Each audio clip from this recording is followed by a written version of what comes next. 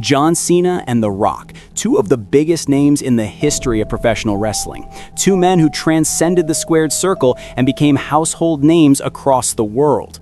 But before they shared the same WrestleMania main event, they shared something else: pride. Pride in being the face of WWE. Pride in representing two completely different eras. What started as a war of words became one of the most personal rivalries WWE has ever seen.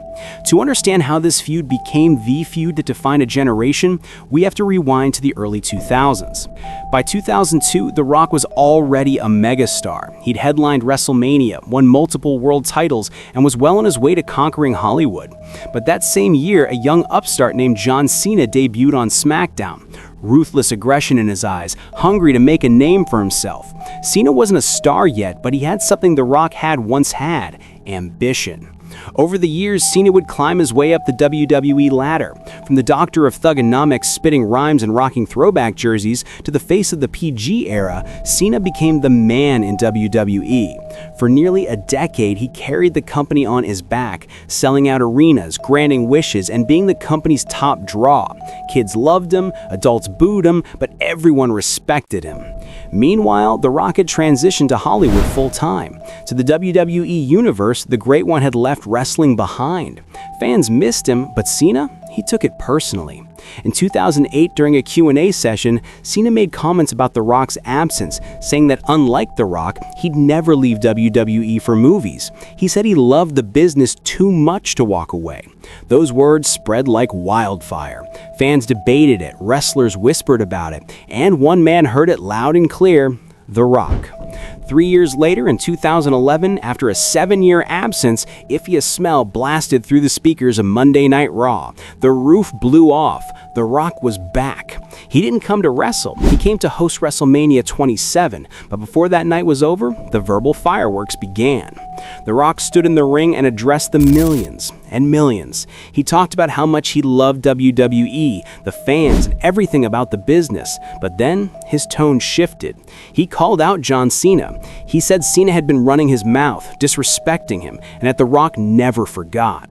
Cena fired back the next week. No smiles, no jokes. He came out in his signature cap and t-shirt and said he didn't care about Hollywood. This was his home now. Cena said The Rock had abandoned the fans when they needed him most, while he'd stayed through the highs and lows. The tension was real. You could feel it every time they stood in the same ring.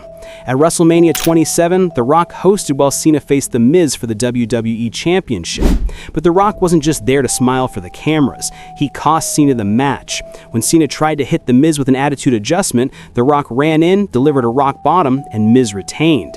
The next night on Raw, Cena was furious. He confronted The Rock and challenged him to a match. Not later, not someday, at WrestleMania 28. For the first time in history, WWE announced a WrestleMania main event a full year in advance. It was billed as once in a lifetime: The Rock versus John Cena. 2 eras, 2 icons, 1 ring.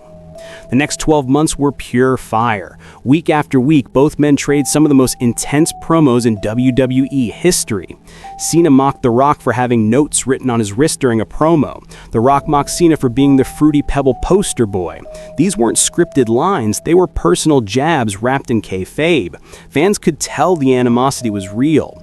The Rock said Cena would never have made it in his era, that he was too soft, too corporate. Cena said The Rock was a sellout who used WWE as a stepping stone. It was real-life ego versus real-life pride. Finally, April 1st, 2012, WrestleMania 28, Miami, Florida, The Rock's hometown. The electricity was unlike anything WWE had seen in years. The Rock came out to a thunderous ovation. Cena followed to a chorus of boos. The crowd was split, but the energy was undeniable. For 30 minutes, they tore the house down. The Rock used his veteran ring IQ to control the pace. Cena used his strength and conditioning to wear The Rock down. Every near fall felt like a seismic shock. Cena hit the attitude adjustment. The Rock kicked out. The Rock hit the people's elbow. Cena kicked out. Then came the ending no one saw coming. Cena got too confident. He tried to mock The Rock, went for his own version of the people's elbow, but The Rock countered with a rock bottom out of nowhere. 1, 2, 3. The Rock had done it.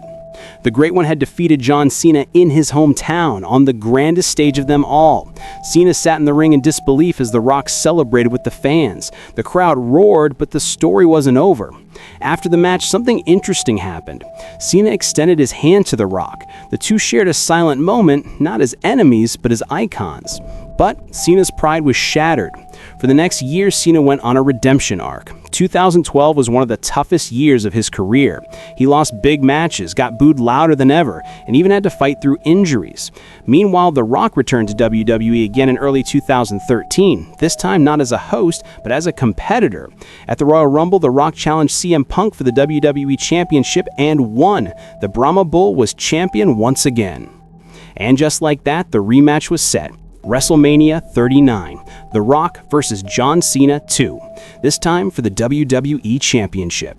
But this wasn't just a rematch, it was a redemption.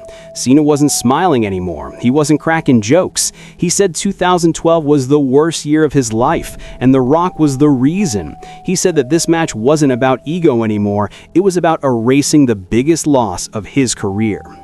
The Rock, on the other hand, said Cena had earned his respect, but that respect wouldn't save him. The Brahma Bull said he'd beat Cena again because legends don't fade, they evolve. April 7th, 2013, WrestleMania 39, MetLife Stadium. The stage was set again. 80,000 people, millions watching around the world. The match was slower, more strategic than their first. Both men knew each other too well. Cena went for the AA early. The Rock countered. Rock went for the rock bottom. Cena slipped out. It was like a chess match between two titans. Then came the final moments. Cena hit the attitude adjustment. The Rock kicked out. The Rock hit the rock bottom. Cena kicked out. Both men were exhausted. Cena faked going for the people's elbow again, baiting The Rock. This time, when The Rock turned around, Cena hit the AA for real. 1, 2, 3. John Cena had finally done it. The crowd erupted as John Cena celebrated his redemption. The Rock lay in the ring hurt, but smiling. After the match, Cena extended his hand again. This time, The Rock accepted. The two hugged as fireworks exploded above the stadium. It was the perfect closing chapter, the old guard passing the torch to the new generation. The Rock versus John Cena wasn't just a feud, it was a story about eras colliding, about legacy, pride, and what it means to carry the company on your back. For The Rock, it was about proving he still had it. For Cena, it was about proving he belonged in the same sentence as the legends before him. 2 WrestleMania main events, 1 win each, a rivalry built on respect and real tension that blurred the lines between fiction and reality. In the end, The Rock became a full-time movie star again. Cena continued to carry WWE for years until he too transitioned to Hollywood. But no matter how many movies they make, to wrestling fans, their feud will always define an era. Because for one moment in time, The Rock and John Cena weren't just wrestlers. They were larger than life. They were generational icons. And they gave us one of the greatest stories WWE has ever told. Kindly subscribe for more content like this and check out our channel for more WWE documentaries.